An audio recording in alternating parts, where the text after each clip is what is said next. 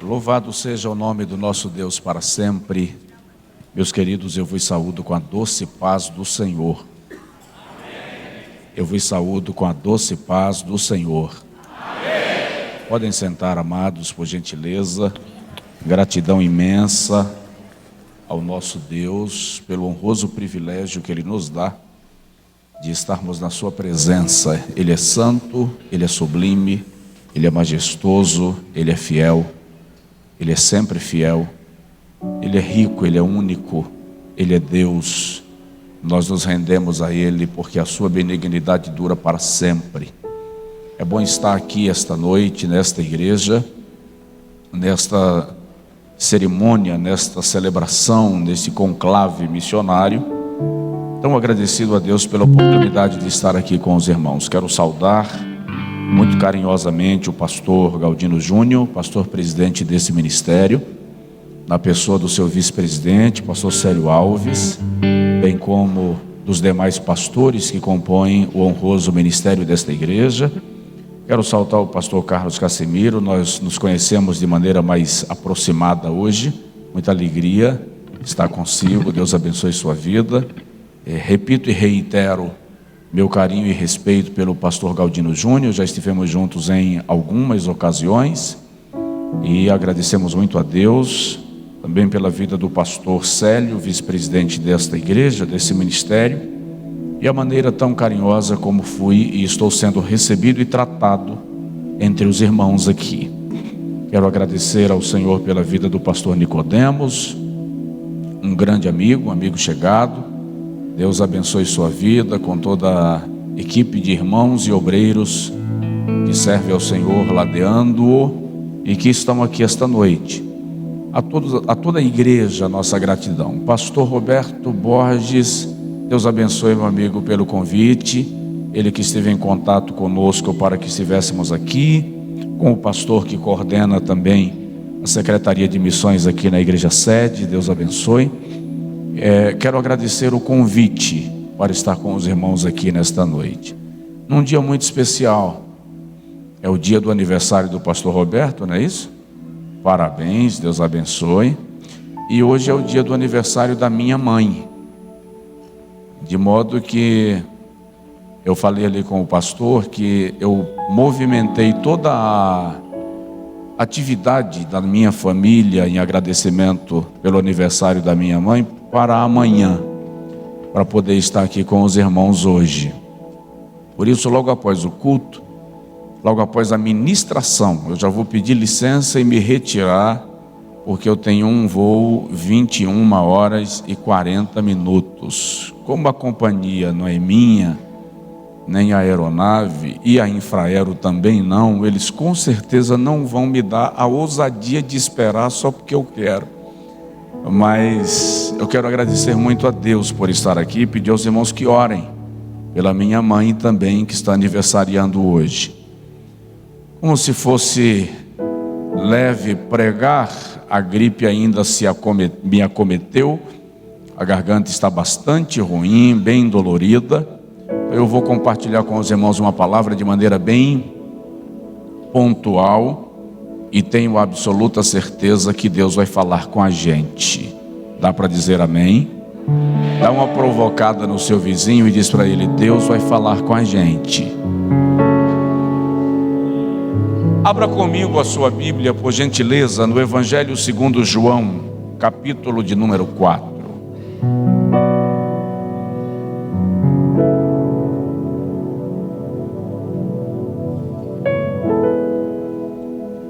Evangelho segundo João, capítulo de número 4. Normalmente, nós pentecostais, deixa eu ver como eu coloco isso, tá? Nós pentecostais falamos de missões mais emocionalmente do que racionalmente. Os congressos de missões no Brasil são mais congressos de avivamento, e sem querer, obviamente, magoar a sensibilidade de ninguém, muitas vezes mais de movimento do que de conscientização missionária. Eu não consigo entender missões como uma oportunidade de gerar uma movimentação local e que vai encerrar com a bênção apostólica. A palavra que eu vou trazer para os irmãos aqui esta noite, talvez, eu disse talvez, não lhe faça pular, não lhe faça falar em línguas das mais diversas manifestações, mas se ela provocar a sua consciência para sair daqui fazendo missões, o propósito terá sido alcançado. Então, João capítulo 4, versículo 31 diz assim: o Senhor Jesus está vivendo uma experiência bem interessante, e diz o texto: nesse íntere, os discípulos lhe rogavam, dizendo: Rabi, come. Mas ele lhes disse: uma comida tenho para comer, que vós não conheceis. Então os discípulos diziam uns aos outros: será que alguém lhe trouxe comida? Jesus lhe disse: a minha comida é fazer a vontade daquele que me enviou e realizar a sua obra. Não dizeis: ainda há 4 meses até a ceifa? Eu vos digo: erguei os vossos olhos e vede os campos, já estão brancos para a ceifa. O ceifeiro recebe desde já o seu salário, desde já ceifa a colheita para a vida eterna, e assim se regozijam tanto o semeador como o ceifeiro. Quantos podem dizer amém? Coloque assim a mão no peito, por favor, e diga comigo: Senhor Jesus, fala comigo, e eu te darei a honra e a glória para sempre. Amém. Se eu fosse dar um tema à nossa reflexão nesta noite, eu gostaria de falar sobre uma visão missionária. Uma visão missionária.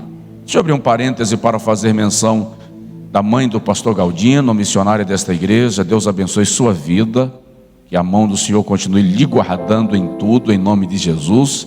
E ao cantor Cícero Nogueira, Deus abençoe sua vida abundantemente. Muito carinho e honra por sua vida. Queridos, a igreja brasileira,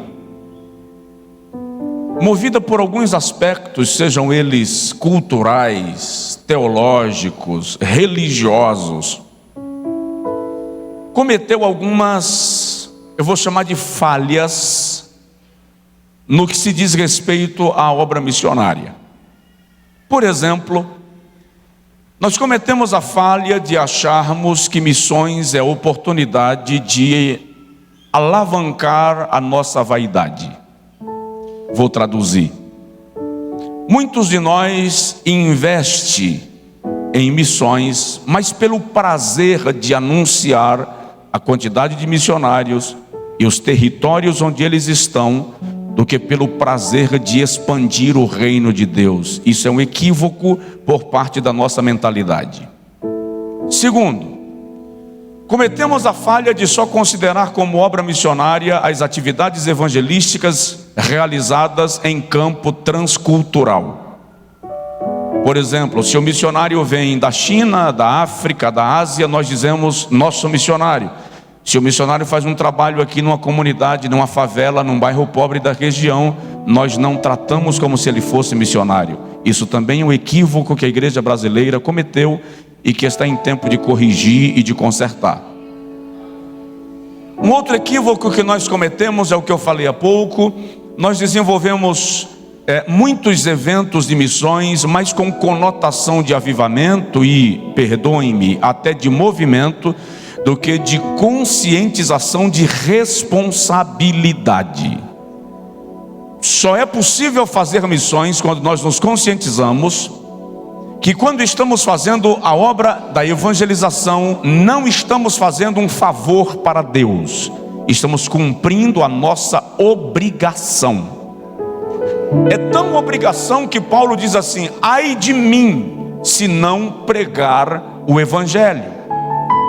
Então a igreja precisa se conscientizar do que é missões e do seu dever de fazer missões. Então, o que é missões? Literalmente está relacionado a enviar ou a ser enviado. A expressão bíblica seria apóstolo ou apostelo, aquele que foi enviado ou aquele que enviou. Se trouxermos o termo para a língua portuguesa, nós vamos entender que fazer missões está relacionado a receber uma responsabilidade, receber uma tarefa, cumprir um mandado. Todos os missiólogos concordam que quando Jesus diz ide por todo o mundo, pregai o evangelho, o verbo ir nesse texto tem caráter coativo, imperativo. Portanto, ir não é um luxo, ir não é uma opção, ir é uma obrigação. Se a igreja não entender do seu papel obrigatório de fazer missões, ela pode ser qualquer coisa menos igreja. Vou repetir. Uma igreja que não compreende o seu papel, a sua obrigação de fazer missões, de evangelizar, pode ser qualquer coisa menos igreja. Jesus deixou muito claro em diversas ocasiões que evangelizar o mundo seria a complementação do trabalho que ele realizou na cruz. Dr. Oswald Smith, um dos grandes pensadores de missões do século passado, disse o seguinte: se a vontade de Deus é que todo mundo o conheça, e se o propósito de Deus é que toda a terra venha ao conhecimento da verdade, e se o desejo de Deus é que todo homem conheça Jesus como Salvador, e você não está interessado em evangelismo e em missões, há uma grande probabilidade de você não ter nascido de novo ainda. Ou seja, crente que não tem sede de evangelismo e de missões, provavelmente não nasceu de novo ainda. Alguém olha para mim e diz assim: mas eu não tenho o dom de evangelizar. Em nenhum lugar da Bíblia evangelizar é dom. Evangelizar é dever. Evangelizar é consciência cristã. Quando eu tenho consciência do que significa ser cristão, eu entendo que intrínseco à palavra ser cristão está a obrigação de anunciar a Cristo. De modo que se eu não entender a obrigação da evangelização, eu não entendi o significado de ser cristão, aquele que segue a Cristo. Testemunhar é a palavra-chave do livro de Atos dos Apóstolos. Em quase todos os capítulos de Atos, nós vamos encontrar a expressão testemunha, testemunho, testemunhando ou testemunhar. Porque a expectativa de Deus é que a igreja, consciente do seu dever, testemunhe, anuncie a Cristo. No texto que nós lemos de João capítulo 4, nós vamos observar que o ministério de Jesus começou a crescer, ele começa a ganhar projeção. Tanto motivado pelos milagres que ele operava, quanto pela sua pregação empolgante e poderosa. Jesus prega de maneira tão cativante, que quando a multidão termina de ouvi-lo, desce o monte dizendo: ele não prega como os escribas e os fariseus, ele prega como quem tem autoridade. seu ministério ganha uma projeção extraordinária. E preste atenção, todas as vezes que você ganha projeção, você também ganha perseguidores. Não há projeção sem perseguição. Todas as vezes que você ganha projeção, você também ganha perseguidores. Então os fariseus se organizam para perseguir a Jesus. E como ainda não era o tempo de Jesus enfrentar nenhum confronto com inimigos religiosos, ele sai da zona de conflito. Aprende mais isso. Existe a hora de confrontar e existe a hora de recuar. Jesus sai de cena. O texto diz no versículo de número 3 que ele sai da Judeia e vai para a Galileia. E o versículo de número 4 diz assim: e era-lhe necessário passar por Samaria. Por que era-lhe necessário? Não era por questões geográficas, certamente. Haviam formas de Jesus sair da Judeia para a Galileia sem passar por Samaria, inclusive, dizem os estudiosos, com estradas mais curtas, uma viagem mais curta e menos perigosa. Então, a expressão era-lhe necessário está relacionada ao propósito da salvação, que é para todos. Ele entende que também os samaritanos devem ouvir a pregação. E quando ele chega em Samaria, há um negócio interessante, porque uma semana antes, Jesus tinha mandado alguns discípulos fazerem uma reserva numa pousada de um samaritano para ele passar a noite. E deixa eu contextualizar. Quando os dois discípulos de Jesus estão preenchendo a ficha do check-in de um hóspede mais 12, o dono da pousada, que era samaritana, para e faz assim: espera aí. Essa comitiva que vai hospedar aqui é composta de judeus? E o apóstolo que está preenchendo o check-in diz: sim, nós somos judeus. E o samaritano diz: não, judeu não hospeda no meu hotel. Rejeitaram Jesus em Samaria. Quando rejeitaram Jesus em Samaria, os discípulos ficaram tão chateados que eles disseram assim: ô mestre, libera a gente, para a gente pedir fogo do céu e mandar matar esse bando de samaritano. Aí Jesus diz: não, vocês cuidam que eu vim trazer fogo à terra. Uma semana depois, Jesus resolve passar de novo no território de Samaria. Já é uma confusão mental para os apóstolos, que são judeus. Mas não já te rejeitaram semana passada? Quando Jesus chega à beira do poço de Jacó, e ele sabia que uma mulher precisava ser alcançada, e também sabia que a mentalidade judaica dos discípulos não lhe permitiriam conversar com aquela mulher, ele manda os discípulos irem comprar comida. Jesus tira os discípulos do lugar para que eles não atrapalhassem o seu projeto. Presta atenção, quem não compreende missões acaba atrapalhando o plano da salvação de alguém. Então Jesus diz: enquanto vocês não entenderem, vão comprar comida, porque eu tenho algo mais especial para resolver aqui. Nesse ínterim, chega uma mulher samaritana, que eu não sei por que razão nós pregadores resolvemos transformar aquela mulher numa prostituta.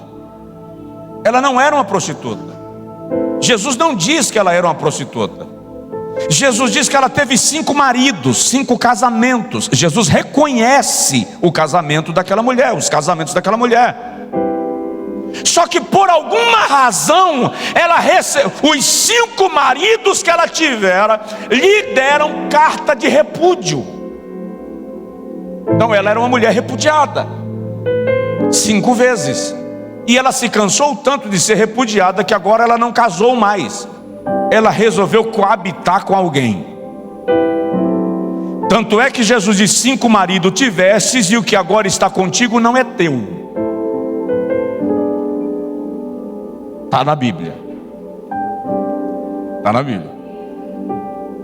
Quando ela chega, e presta atenção nisso, a guerra entre judeus e samaritanos tinha séculos.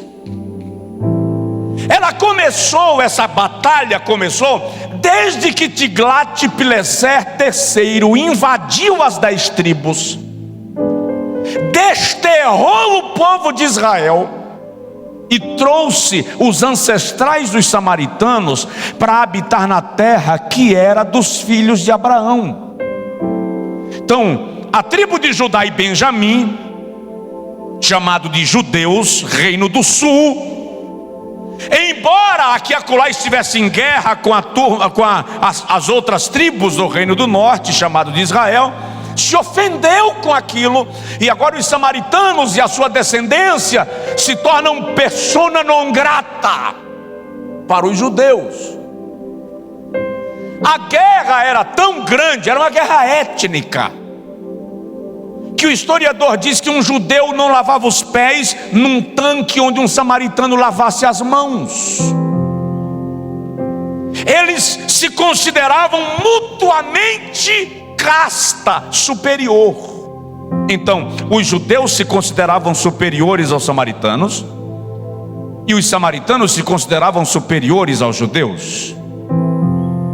Então essa mulher está tirando água e Jesus se aproxima dela.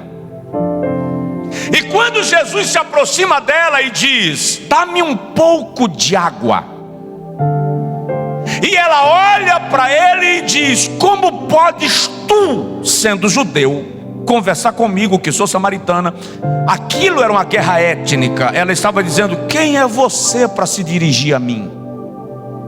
Você é casta inferior, você é menor. É isso que ela está dizendo. Então quem é você para se dirigir a mim? Aí Jesus diz assim: se você conhecesse, se você soubesse quem é que fala contigo, tu me pediria e eu te daria água viva. Outra vez o preconceito da mulher: não tens nem com que tirar. Jesus diz: aquele que beber dessa água que você está tirando do poço voltará a ter sede, mas o que beber da água que eu lhe der, nunca mais sede terá. Como ela percebe que Jesus tem uma conversa intrigante, ela resolve fazer um teste teológico. Ela faz uma pergunta que é uma questão religiosa de séculos. Havia uma guerra religiosa por causa desse tema: qual é o lugar certo de adorar? Porque nós samaritanos defendemos que Deus deve ser adorado nos montes, e vocês judeus dizem que Deus deve ser adorado em Jerusalém. Me responda essa pergunta: onde Deus será adorado? Nos montes ou em Jerusalém? A resposta de Jesus é uma paixão, porque ali Jesus estabelece um divisor de águas. Ele diz: agora eu estou mudando a era, eu estou mudando o nível, eu estou mudando o conceito. A hora vem e já chegou, é a partir de agora, em que os verdadeiros adoradores adorarão ao Pai, não no monte nem em Jerusalém, mas onde quer que estiverem, desde que seja em espírito e em verdade. Aleluia. Ele resolve uma questão teológica, e a mulher diz: quando o Messias vier, ele nos revelará isso. Aí Jesus diz: sou eu. Eu o sou. Eu sou o Messias. Eu que falo contigo. Agora vai e chama teu marido. A mulher diz: eu não tenho marido. Veja que ela não mente. O problema dela não era de caráter. O problema dela era circunstancial. Eu não tenho marido. Jesus disse: dissesse bem, porque eu tivesse 5 e o que agora está contigo não é teu. Aí ela olha para Jesus surpreendida e diz: agora eu acredito que tu és o Messias, porque tu me disseste algo que ninguém sabe, tu és um profeta. E ela larga o balde e vai chamar os samaritanos, dizendo de porta em porta: vinde vede alguém que revelou toda a minha vida. É no meio dessa conversa que os discípulos chegam e veem Jesus conversando com uma samaritana. E aquilo incomoda os discípulos. Não, nós não vamos deixar Jesus conversando com uma samaritana. Além de ser samaritano, é mulher. Não é porque eu sou machista não, tá? É porque a cultura judaica não via a mulher como um ser criado à imagem de Deus. Ela era considerada um ser inferior. Então o judeu olhava para um samaritano e dizia: ele é inferior. E é mulher, mais inferior ainda. Os discípulos dizem: não pode deixar, vamos oferecer comida para Jesus, vamos atrapalhar esse negócio aí, mestre. E eles não falaram só uma vez. O texto diz que os discípulos insistiam com ele: ô Jesus, comida chegou. Vai tu agora, André, que eu já fui. André chega lá: mestre, a gente já comprou comida. Vai Judas. Judas estava lá também, para ficar tranquilo, Judas estava lá. Senhor, a comida vai esfriar, nós já investimos, vai perder a comida. Quando Jesus percebeu que eles estavam insistindo demais, ele vira para eles e diz assim: eu tenho uma comida para comer que vocês não conhecem. A surpresa deles é porque semana passada Jesus foi rejeitado. Então é por isso que eles dizem: porventura alguém lhe traria comida em Samaria? Não deixaram ele hospedar ontem e agora trouxeram comida? Essa é a razão da surpresa. Aí Jesus revela: a minha comida é fazer a vontade daquele que me enviou e realizar a sua obra. Agora anota se quiser. Nesse texto Jesus nos dá a visão de como nós devemos contemplar missões. Jesus está ensinando como a igreja deve enxergar a obra missionária. Primeiro, nós temos que entender que missões é do coração de Deus. Não é para estar lá, é para estar no coração da igreja. Mas é do coração de Deus. Deus é um Deus missionário. Eu tive um professor de missiologia, ele havia sido missionário na Tchecoslováquia, e ele dizia sempre: todas as vezes que vocês quiserem imitar a Deus, a melhor maneira de fazê-lo é realizando missões, porque Deus é um Deus missionário. Se o irmão folhear a Bíblia Sagrada, e o meu tempo não me permitiria tomar mais tempo acerca disso, o irmão vai ver que desde o Antigo Testamento o Senhor Jeová trabalha para se fazer conhecido e revelado a todos os povos e a todas as gentes. Quando ele diz a Abraão: sai-te da tua terra, da casa do teu pai, do meio da tua parentela, para a terra que eu haverei de te mostrar, onde quer que Abraão passava, Deus se fazia revelado. Quando ele manda Moisés ao Egito para tirar Israel do Egito, toda a trajetória do êxodo é uma obra missionária.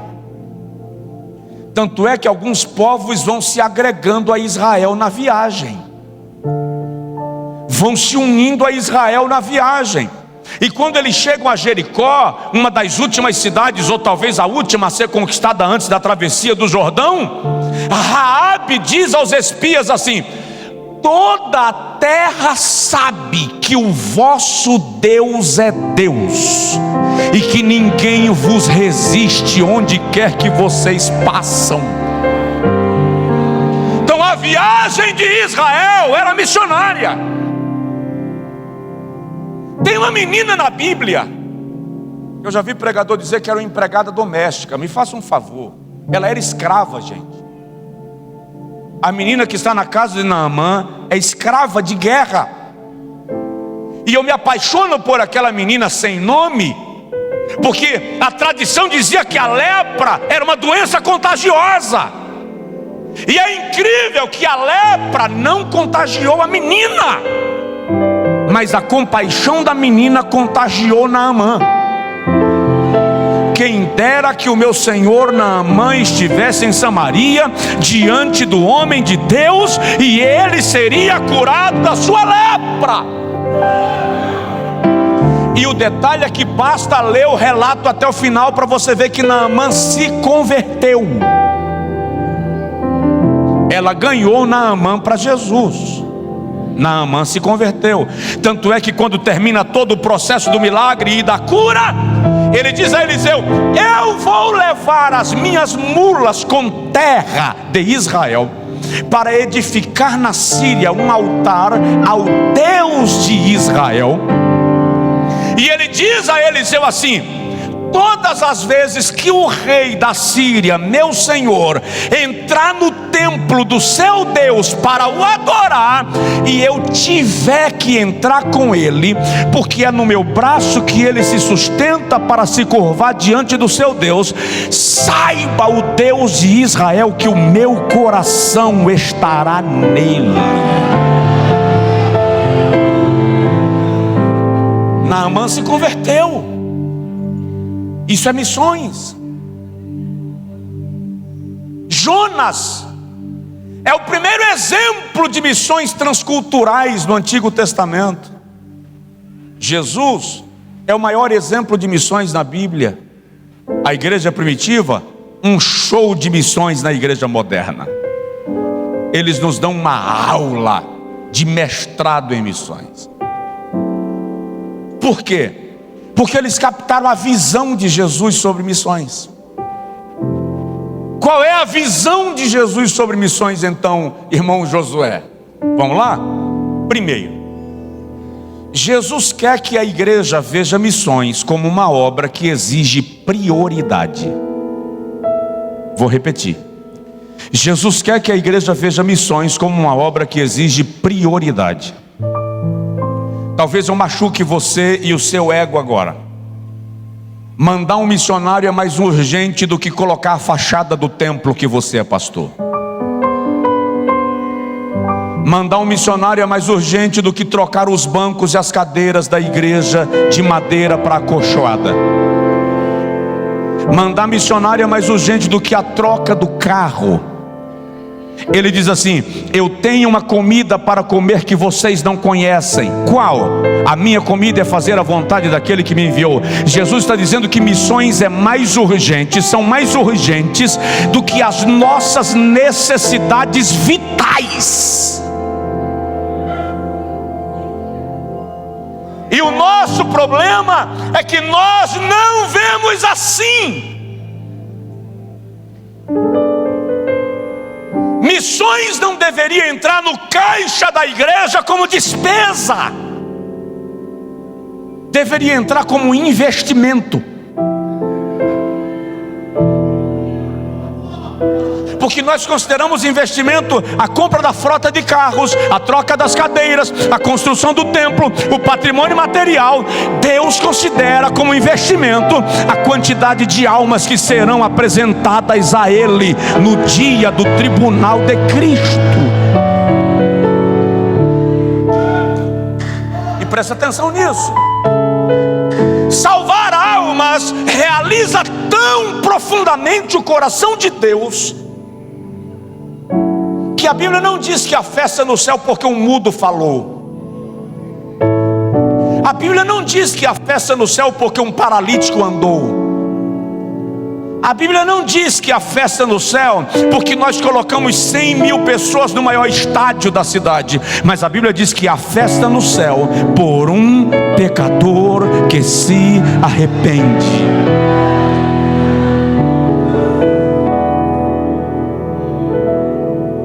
Eu não sei se eu estou sendo agressivo demais. Estou? Então o que Jesus está dizendo é: veja missões como prioridade. Eu participei de um seminário de missões em 1992, aqui em São Paulo, lá na sede da Assembleia de Deus do Ministério do Belém. Eu era jovenzinho, eu devia ter uns 17, 18 anos. E alguém perguntou para o pastor norte-americano que estava realizando o seminário: por que que os maiores pregadores do mundo estão nos Estados Unidos?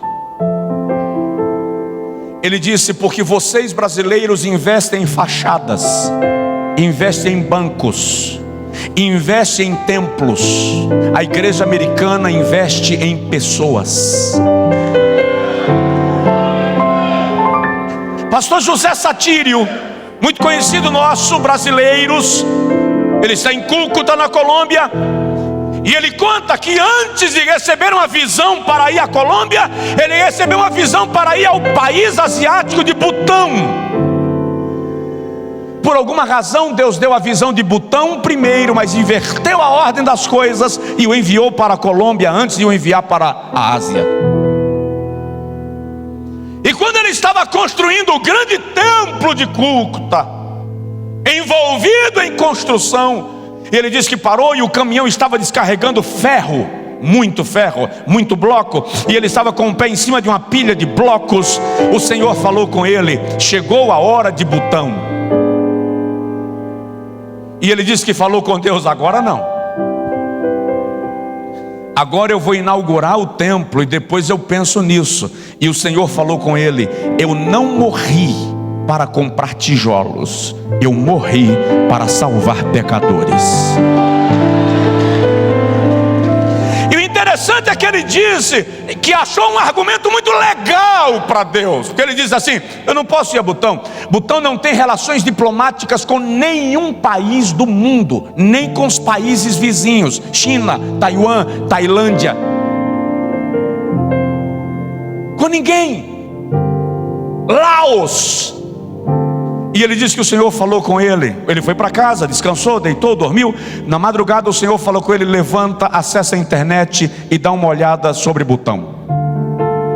Quando ele acessou a internet, estava lá: governo do Butão abre relações diplomáticas com 5 nações do mundo: China, Taiwan, Tailândia, Coreia do Norte e Brasil. O único país fora da Ásia que Butão abriu relações diplomáticas foi com o Brasil. O Senhor disse: toma um voo, vai para os Estados Unidos e pega a tua licença para entrar em Butão. Ele viajou, pegou a licença para viajar para Butão. E quando ele recebeu o passaporte confirmando a entrada, Butão cancelou relações diplomáticas com o Brasil, mas reconheceu os vistos que já haviam sido dados para brasileiros, apenas um.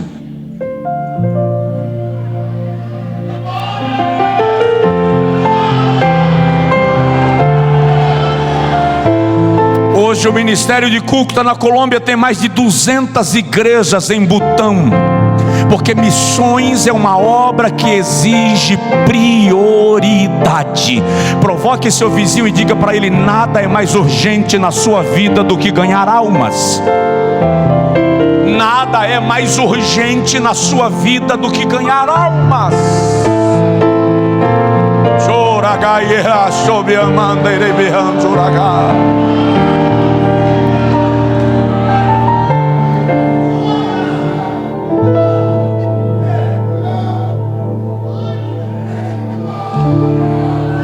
Esta é a consciência que a igreja precisa ter.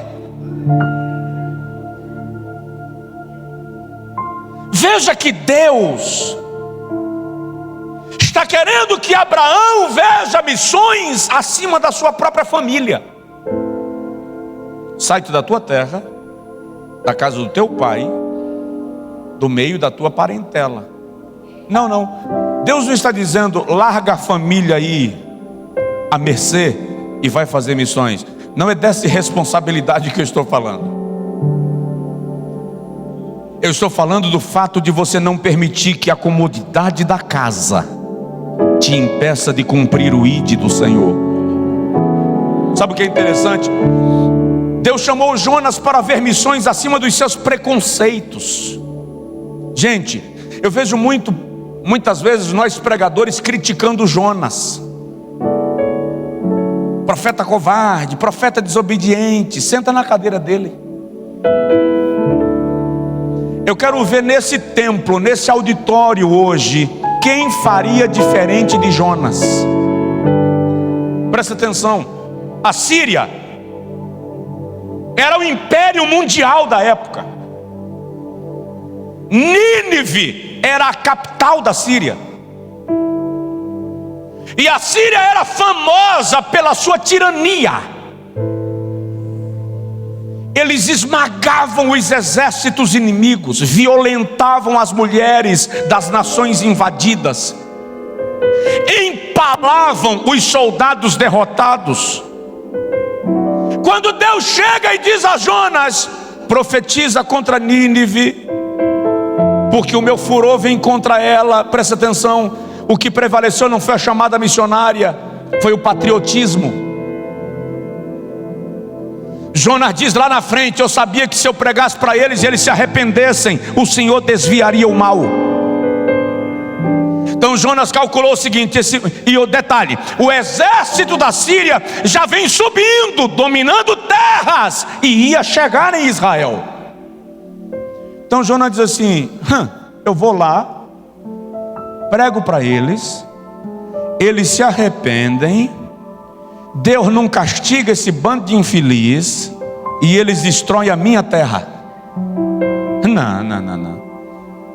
Nem que eu morra, mas eu não vou lá levar essa mensagem. Então quando Jonas resolve ir para Tarsis, ele não estava sendo um rebelde deliberadamente inconsciente, era uma estratégia de guerra. Ele estava dizendo: se eu não salvar os ninivitas, o Senhor os mata e eu salvo Israel. Só que o patriotismo de Jonas estava sendo posto acima do plano divino, e Jonas resolve embarcar para Tarsis. Só que Jeová controla as forças da natureza. E tem um detalhe que é uma polêmica da teologia: a questão do livre-arbítrio. Jonas tinha livre-arbítrio, sim ou não? Sim, mas por que Deus executou a soberania? Porque o seu livre-arbítrio não pode invadir o território da soberania divina. Você tem livre-arbítrio até... se você passar do limite, aí a soberania entra em ação e diz assim: você vai. Você vai, nem que seja na suíte de um grande peixe, mas você vai. Aleluia, aleluia. Isso é questão de prioridade, irmãos. Deus não estava preocupado com o patriotismo de Jonas. A questão eram as almas dos ninivitas, porque isso é prioridade. Paulo via missões acima da sua própria vida. Ele diz assim em Atos 20: em nada tenho a minha vida por preciosa, contanto que eu cumpra com alegria a carreira e o ministério que o Senhor me confiou. Em Atos 21, Paulo está na casa de um evangelista chamado Filipe. E a Bíblia diz que chegou um profeta chamado Ágabo na casa de Filipe. Paulo já está com as malas arrumadas para viajar, sua terceira viagem missionária. De repente, na hora da oração, o Espírito Santo toma Ágabo em profecia. E Ágabo pega um cinto que estava pendurado ali em algum lugar e amarra as próprias mãos. E Ágabo diz assim: assim diz o Senhor, como eu amarro as minhas mãos, os judeus amarrarão as mãos do dono desse cinto e o entregarão à morte. Quando a igreja olha para o cinto e olha para a cintura de Paulo e perceberam que o cinto era do apóstolo, a Bíblia diz que todos, com muitos rogos, pediam que ele não fosse a Jerusalém. Aí Paulo diz assim: por que vocês entristecem o meu coração? A expressão ali é traspassar. Vocês estão rasgando o meu coração. porque eu estou pronto não apenas a ser preso, mas também a morrer pela causa do Evangelho de Cristo. A pergunta é: nós estamos dispostos, se for o caso, a morrer pela causa do Evangelho de Cristo? Eu queria contar para vocês algumas coisas, e não posso, não por culpa vossa, por culpa minha. Mas eu tenho estado com irmãos do Irã, eu tenho estado com irmãos do Egito, eu tenho estado com irmãos que são vítimas do famoso Estado Islâmico, e os testemunhos que eles compartilham conosco são extraordinários. Mas só para você entender uma coisa, eu estive outro dia com um cristão iraniano, que para voltar para o seu país, ele teve que fazer uma volta ao mundo, para não caracterizar que ele estivera nos Estados Unidos da América, numa conferência missionária. E ele disse: para cada um de nós que morre, 15, 20 se convertem com a mesma disposição de morrerem pelo Evangelho de Jesus. Aleluia. Isso é uma questão de prioridade, e é assim que Jesus está nos ensinando. Nós precisamos ver missões em primeiro lugar. A nossa situação, no entanto, é tão grave que eu já vi irmãos, eu já preguei em conferências missionárias e pedi que a igreja oferecesse seus filhos a Deus. E depois do culto alguém me procura e diz: eu tenho medo de oferecer meu filho a Deus e Deus levá-lo para a glória. Presta atenção se não é um paradoxo. Eu tenho medo de entregar meu filho na mão de Deus, eu tenho medo de Deus levá-lo para a glória. Isso não é um paradoxo se nós somos cristãos e a glória é nossa meta?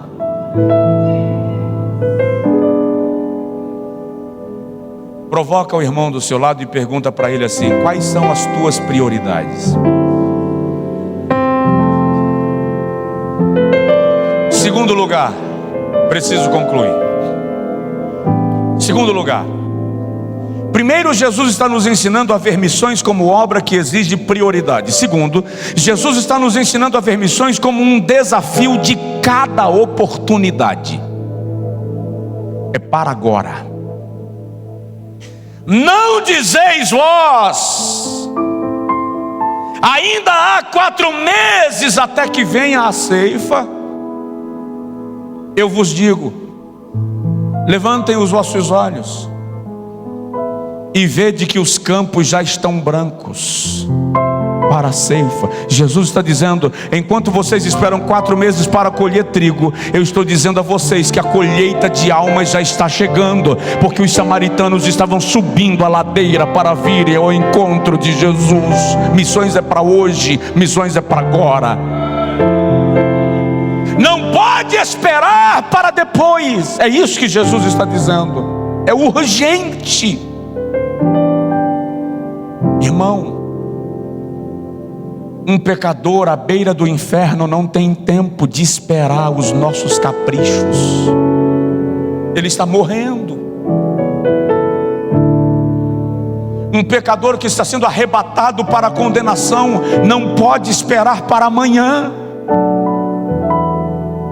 Eu ouvia um testemunho, e ouvi com muita frequência, e não sou muito afeito de contar testemunhos que eu não conheço a origem. Mas esse que eu ouvi tantas vezes e nunca tive coragem de contar, de repente eu encontrei o pastor presbiteriano em Recife, com 93 anos, que foi o personagem do testemunho.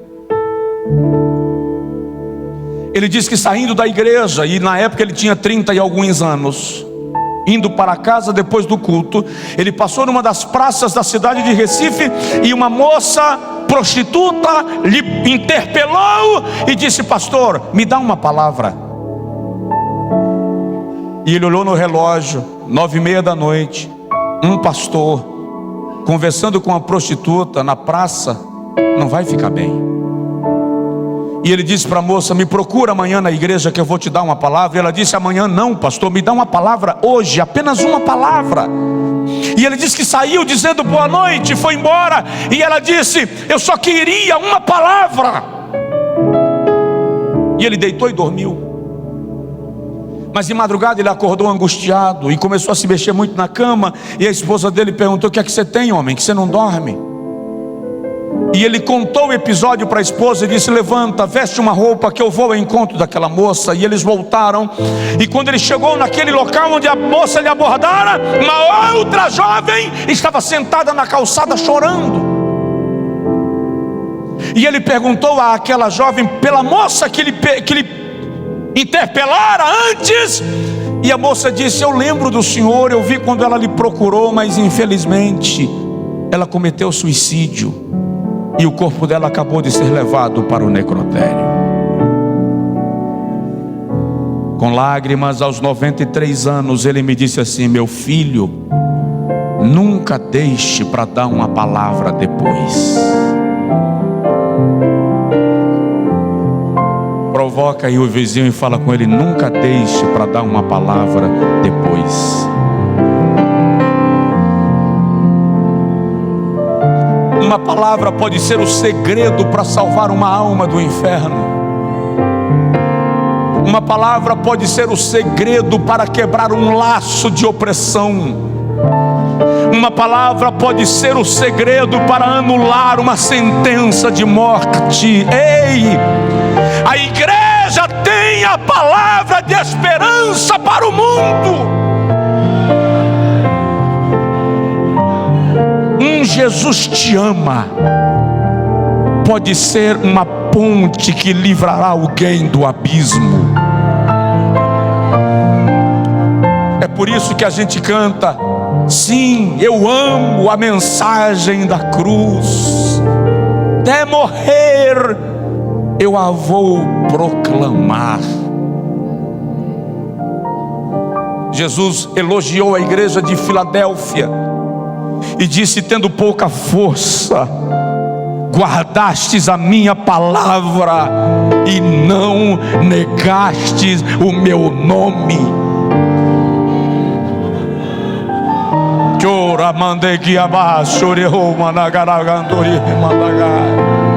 É para hoje. A sua chamada é para hoje. Deus quer que você comece a se dedicar ao propósito dele hoje.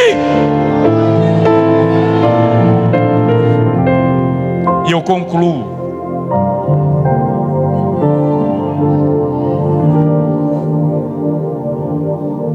Se Deus permitir, eu volto. E aí a gente compartilha um pouquinho mais. Se Ele não permitir eu voltar, não tem problema. Que o Espírito Santo faça essa palavra ecoar na sua alma, ao ponto de lhe tirar o sono. Sadhu Sundar Singh, conhecido como o apóstolo dos pés sangrentos, quando sofreu um infarto e foi proibido pelos médicos de continuar pregando, um dia Singh levantou da cama e saiu caminhando rumo ao Tibete. E a sua filha correu atrás dele, lhe segurou nos braços e disse: meu pai, o senhor não pode ir mais. O senhor não pode mais pregar, a sua saúde não permite. E diz a biografia que ele, olhando para a filha, disse: o que eu não posso é ficar deitado enquanto milhares de tibetanos estão indo para o inferno. Eu estive com um missionário alguns anos atrás. Ele foi o primeiro missionário enviado a campo transcultural pelo estado da Bahia, pastor Euclides Arlindo. Com 92, 93 anos, depois de um culto de convenção, ele olhou para mim e disse: eu ainda tenho um sonho. E a minha mente rapidamente perguntou: qual será o sonho de um homem com 93 anos? Que dedicou mais de 40 anos ao campo missionário em Madagascar. E eu perguntei para ele: qual é o sonho, pastor Euclides? E ele disse: ser enviado de volta para o campo. Aí eu me perguntei, o que eu estou fazendo? Que estou forçando um homem de quase 100 anos desejar voltar. O que você está fazendo? Eu encerro. Jesus nos ensina nesse texto a ver missões como um investimento para a eternidade. Versículo 36, o ceifeiro recebe desde já o seu salário, desde já ceifa para a vida eterna. Presta atenção nisso. Aquele carro novo que você tem no estacionamento da igreja enferruja, amassa, desvaloriza. A cada ano, no máximo 2, os mais conservadores 3 anos precisa trocar. Um motorista desavisado bate na traseira e amassa ele. O seu filho, brincando de escrever, pega uma tampinha de garrafa e escreve na porta: papai, eu te amo. O seu terno chique envelhece, desbota. A sua casa precisa de reforma, um dia fica pequena e você descobre que pode morar numa melhor. Ou seja, todas as conquistas daqui têm tempo de validade. A única coisa que a gente ganha aqui e leva para a eternidade são almas. São almas. O compositor cristão, preocupado com isto, canta e diz assim: posso, tendo as mãos vazias, com Jesus me encontrar? Nada fiz e vão-se os dias para o Senhor me apresentar. Jesus está dizendo: aquele que ceifa, ceifa para a vida eterna. Nos apresentaremos diante de Deus breve. Como estaremos?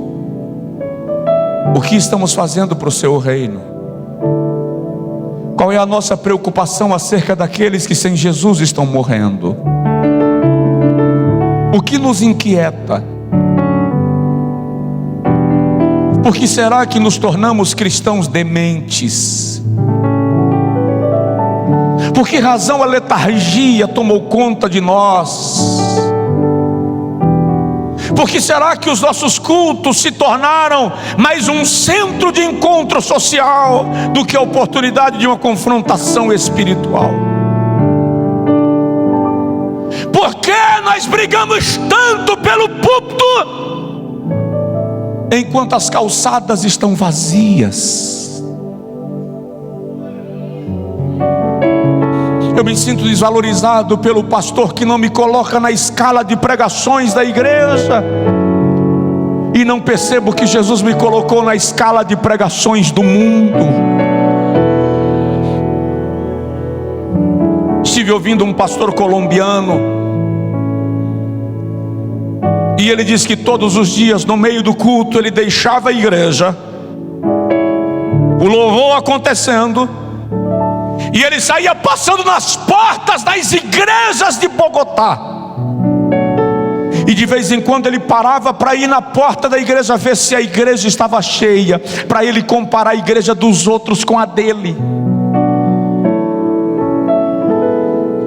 E ele disse que um dia de domingo, enquanto o louvor cantava e ele ia saindo para cumprir a missão de todo domingo, o Senhor falou com ele: em vez de ir na porta das outras igrejas hoje, vá na porta das boates e dos prostíbulos e dos barzinhos e vejam se eles estão mais cheios do que a igreja. Ele disse: foi naquele dia que eu entendi que as outras igrejas não são concorrentes. As outras igrejas estão na mesma missão que eu. Quem está concorrendo com a igreja são as atrações deste mundo, e é lá que nós temos que ir buscar pessoas preciosas para Deus. Fica de pé, por favor, quem puder, em nome de Jesus. O dinheiro que você investe em missões, você está investindo na eternidade. Tem um livro muito antigo, o título do livro é As Assembleias de Deus e a Obra Missionária, década de 80. Em um dos capítulos se conta da história de um jovem americano. Ele queria muito ser enviado para missões, mas a igreja onde ele congregava sempre dizia: tenha paciência, porque nós não temos ainda nenhum projeto missionário para poder lhe enviar. E um dia aquele jovem perdeu a paciência de esperar tanto e comprou 20 garrafas. Rasgou páginas do Novo Testamento, diz o testemunho no livro. Rasgou páginas do Novo Testamento, enrolou, colocou dentro das garrafas e betumou as garrafas. Alugou um barco e foi ao mar o máximo que ele podia ir. Quando chegou em alto mar, ele fez uma oração e jogou uma garrafa para um lado. Fez outra oração e jogou outra garrafa para o outro lado. Ele orou 20 vezes e jogou 20 garrafas e veio embora. 19 meses depois, um pescador filipino lança a rede. E quando ele puxa a rede, vem uma garrafa. Só que aquele pescador era de uma tribo que adorava ao Deus das águas. Quando ele puxou a garrafa e levou a garrafa para a sua tribo, e chegou lá o chefe da tribo, quebrou a garrafa e encontrou papéis escritos em inglês. Eles entenderam que era uma mensagem do Deus das águas para eles. Só que ninguém conseguia interpretar, até que descobriram um missionário americano que estava naquela região há 5 anos, sem ganhar uma alma para Jesus. Mandaram chamar o missionário e o missionário interpretou o texto. Mais alguns meses chegou uma carta do missionário para a sua igreja nos Estados Unidos: me envia 4.000 Bíblias para os novos convertidos que estão se entregando a Jesus numa velocidade sem tamanho. Aquele moço não saiu de casa, mas ganhou 4.000 almas para Jesus nas Filipinas. Aliás, é por isso que eu digo sempre, eu não acredito na teoria do eu sou um ganhador de almas. Preguei hoje à noite, 100 pessoas se converteram, ganhei 100 almas para Jesus. Eu não acredito nessa teoria. Quem ganha almas para Jesus é o Espírito Santo. Vou te explicar. Ninguém se converte agora à noite porque ouviu minha pregação 40 minutos. Já foi evangelizado. Alguém já fez uma campanha de oração por essa pessoa. Outro já entregou um folheto. Alguém já fez um jejum. Outro já chorou por ele.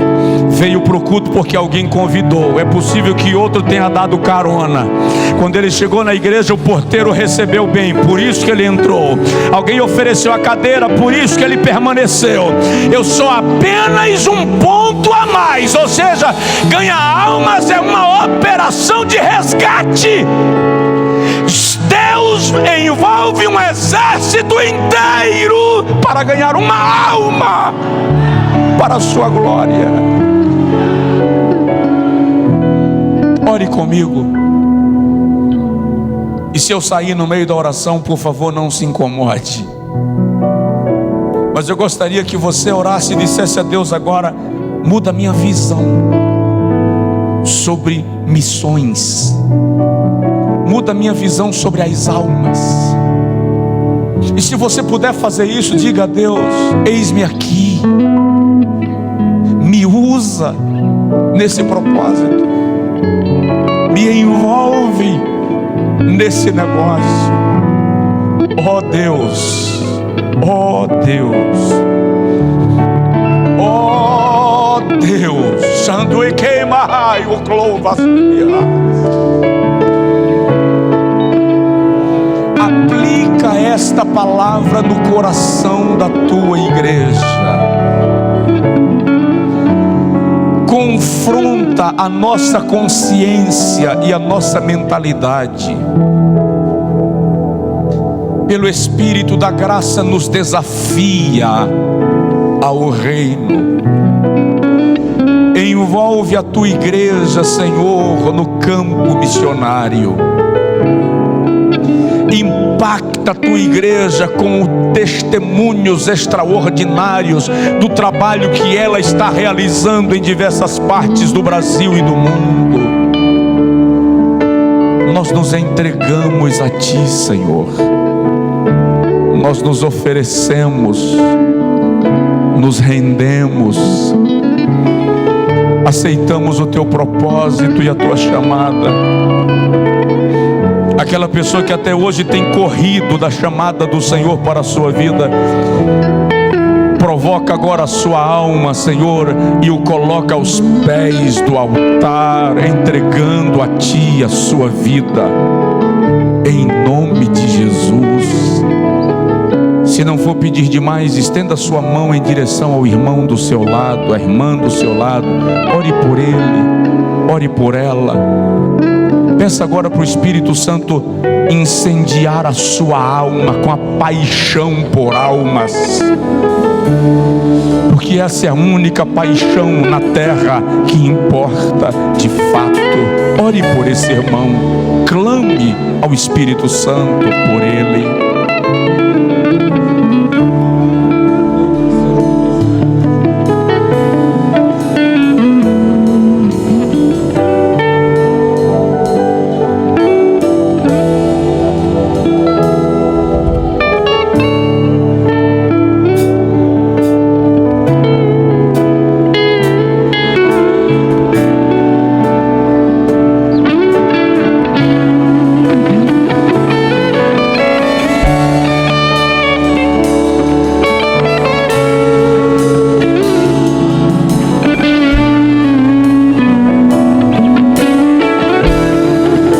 Agora,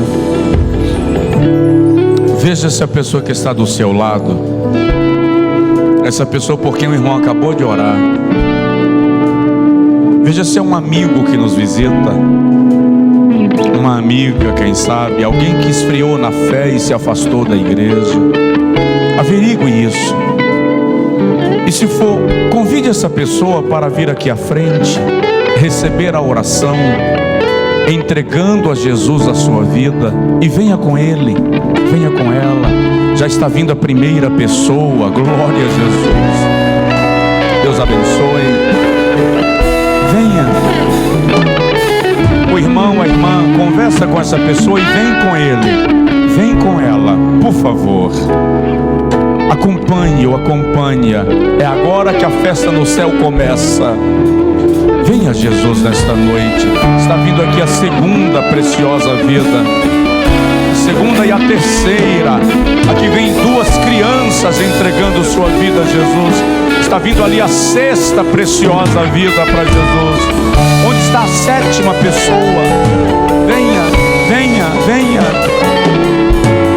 Onde está? Venha, Jesus lhe ama, Ele vai mudar a sua vida. Já veio a sétima, está vindo a oitava. Venha, Jesus te ama. Onde está a nona? Venha, Jesus, nós vamos orar por você. Está vindo aqui a nona preciosa vida e a décima. Glória a Jesus. A igreja aplaude ao Senhor por esta festa gloriosa.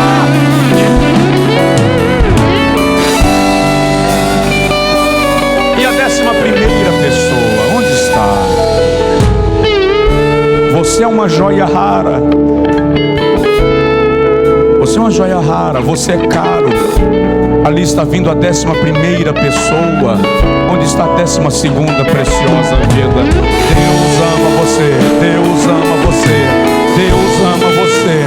Aqui vem a 12ª preciosa vida. A igreja pode dar um brado de glória, fazer festa. Por isso que Deus está realizando.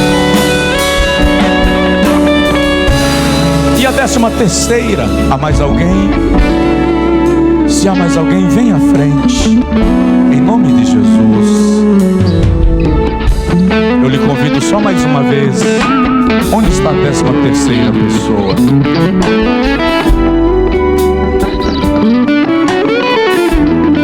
Eu só lhe convido mais essa vez. Há mais alguém? Venha, ali está vindo a 13ª preciosa vida. Alguém ajuda esse moço. A 14ª está vindo ali. Onde está a 15ª? Aleluia, aleluia, aleluia, aleluia.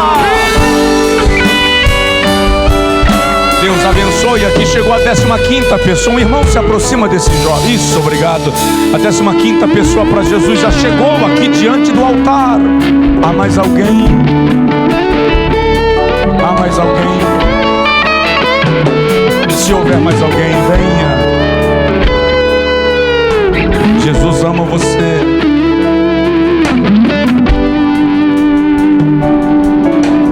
Ali está vindo a 16ª pessoa. A Bíblia diz que hoje é o dia da salvação. E agora é o tempo aceitável. Hoje, agora. E a 17ª, onde está? A 17ª pessoa que vai entregar seu coração a Jesus, que vai entregar sua vida a Jesus, que vai recebê-lo como Senhor da sua alma. Está vindo ali a 17ª preciosa vida. Irmão, faz festa, vai. Aplaude com graça, aplaude com força. E a 18ª? Onde está a 18ª pessoa para Jesus? Dá um sinal onde você estiver. Vem andando. Há mais alguém? Há mais alguém? Vinde a mim, todos vós que estáis cansados e oprimidos, e eu vos aliviarei. Venha.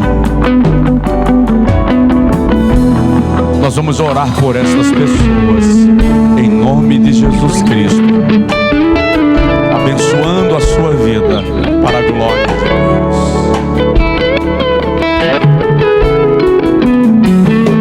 Glória a Deus. Pastor Carlos, por gentileza, já vem orar por essas vidas que estão aceitando a Jesus nesta noite. Também já terá sua oportunidade. Quem pode adorar a Deus nessa noite? Há uma festa sendo realizada porque vidas estão aceitando a Jesus na noite do dia de hoje. Aleluia. Glória a Deus.